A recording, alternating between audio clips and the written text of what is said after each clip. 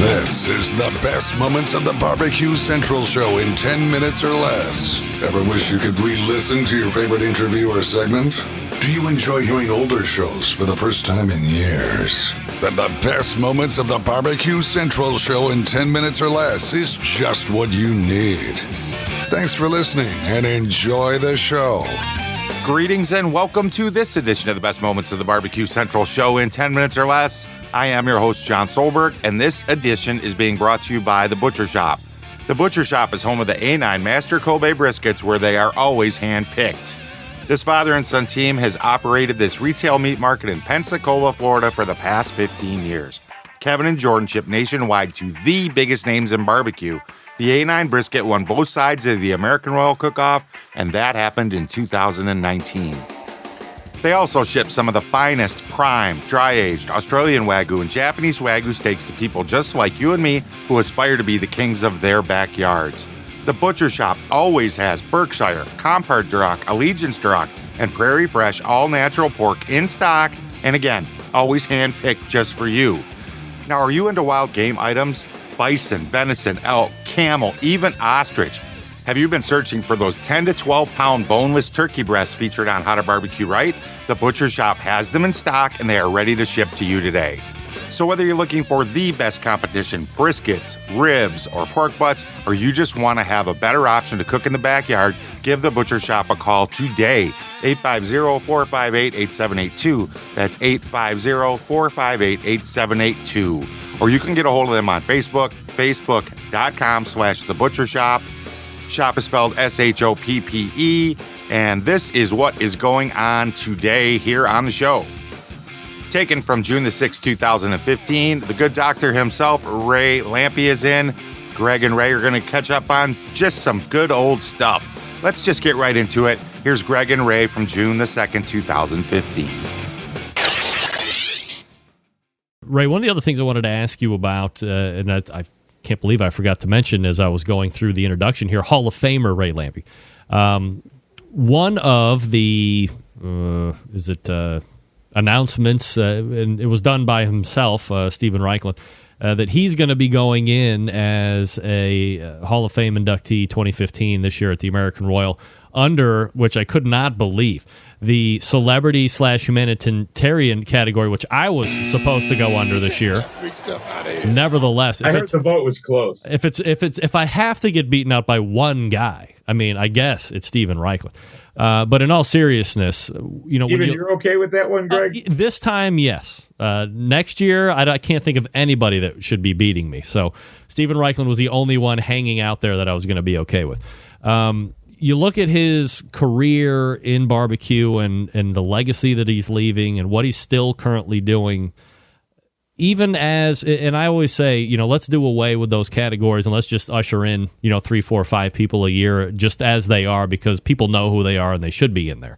I'll still say you should be a pit master, and I still say that Adam Perry Lang should go in as a pit master, and Steven Raichlen should go as a pit master. But I mean, he's seen a lot of business. I mean, you could make an argument that he could probably go in, maybe even as all three, because he's so successful in a lot of different areas. Nevertheless, well, I think that's a lot of guys are fitting into more than one category. I think that's part of the problem. Yeah, absolutely, and you're making my point for me, so I thank you for that.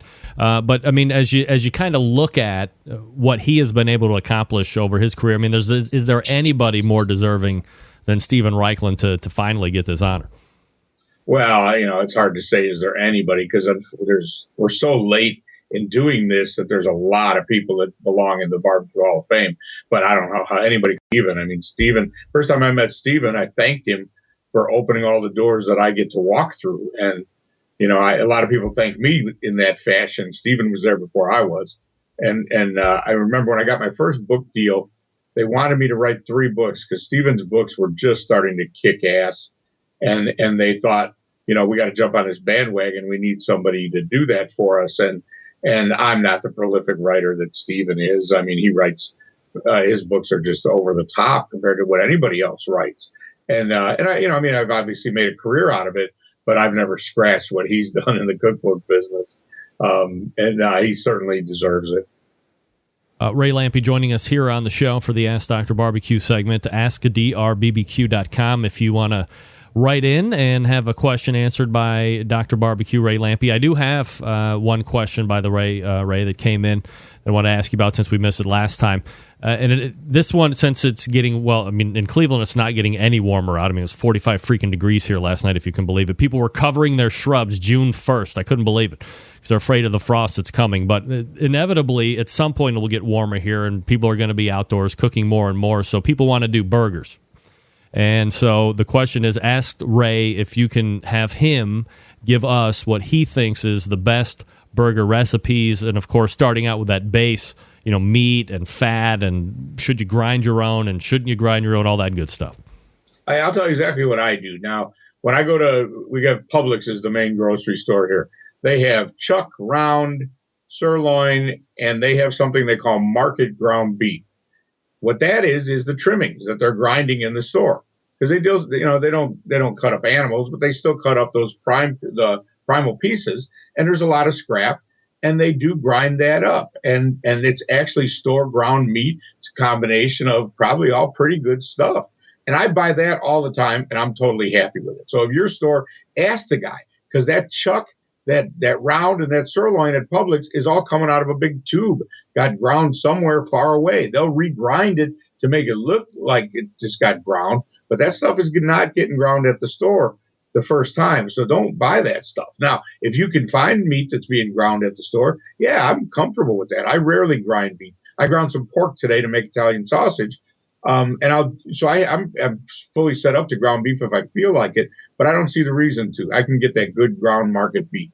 And I have a scale in my kitchen. The patties will all weigh exactly the same. And I pat them out by hand and push it down in the middle. And I got a big green egg, and it's hot as hell, and I grill them. And for me, it's usually Swiss cheese on there and some bacon. Toast the bun. Don't cheap out on that. Make sure you toast the bun. I don't like a lot of toppings on mine, but like I was saying, make it kind of simple. Don't overcomplicate it. Don't make a damn meatball burger. Though. Smash it down and take your thumb and push a big hole down in the middle. Don't let Ted Reeder hear you say that. Oh, my God. He does those flip-top head burgers that look like... they look like softballs on steroids or so, but he's stuffing them full of like hockey puck stuff in them. I mean, that guy's a crazy man in a good way, isn't he? I've cooked a lot of different things with Teddy. He's nuts. Yeah, absolutely. You will never meet anybody more creative than Ted Reeder in the kitchen. He is a fun dude. When it comes to finishing temperatures of the burger, do you look to hit a certain temperature? Is it just a feel thing, or is it just strictly time because you know the heat you're dealing with? I like a medium rare. Yeah, I can usually tell just by temp or feel. But you want to get it caramelized. Make sure your grill's hot. If you don't get some good crunch on the outside, I don't know, probably 125, 30 degrees. I like them pretty rare. I mean, you're still living, so, it could be a dumb question, but, do you ever, you always hear about you got to take ground beef to 175 degrees or, whatever it is to make sure that you're killing out the nasty 155. Do you worry about, medium rare is like 125 degrees or 130 degrees or something like that. No, I'm pretty sure something else is going to get me before rare ground beef does. I doubt that's what'll end up killing me. So, I'm not scared of it. I'm careful when I serve it to people. A lot of that stuff, if you ever go take the food service classes and you read through the lines, if you have children, if you have people that are immune compromised, if you have old people eating, they're much more susceptible to that stuff. And it does happen. But people do get sick. Healthy people get sick too. But I just figured the way I've lived my life, if I die from eating a raw hamburger, I'll be really surprised. You're going to be doing the other two grill stocks. In the near term, what are you going to be doing here that we can catch up with yet? I was in Sports Illustrated last week. I don't know if you saw that. Swimsuit cover? No, unfortunately, they wanted me for the swimsuit. I couldn't make it. I'm in this one here. They did an advertorial paid for by the Pork Board, and Sports Illustrated called me and interviewed me and did a whole grilling thing and featured my new book, Flavorize, which was really cool. Awesome. Sports Illustrated, we all been reading it since we're kids. Yeah. That's a big deal. So that was a very fun one. Are you watching the new season of Barbecue Pitmasters, or could you care less? I haven't had a chance. Leanne's a good friend of mine, so Sandy taped that one for me while I was in England, and I'll watch that one. But For me, every time I watch it, I see these guys cooking the same damn thing. I feel sorry for Myron and Mo and Tuffy having to act like it's something different every time. Paycheck's a paycheck, right? Yeah, I guess. Oh, nobody wants to say it. All right. And there's a little taste of Ray Lampe and Greg's visit from June the 2nd, 2015. Head over to the BBQCentralShow.com. Check out the rest of the show. While you're over there, hit that search box up. Find something. You want your very own custom-made Best Moment show? Shoot me an email, John, John, at the BBQCentralShow.com. Want to remind you, you can also save 10% off your entire order at The Butcher Shop, the home of the A9 Master Kobe briskets, by mentioning the Barbecue Central Show. Get a hold of them on Facebook, facebook.com/The Butcher Shop. Shop is spelled SHOPPE. Until next time on the Best Moments of the Barbecue Central Show in 10 minutes or less, I'm your host, John Solberg. I look forward to talking to you again very soon.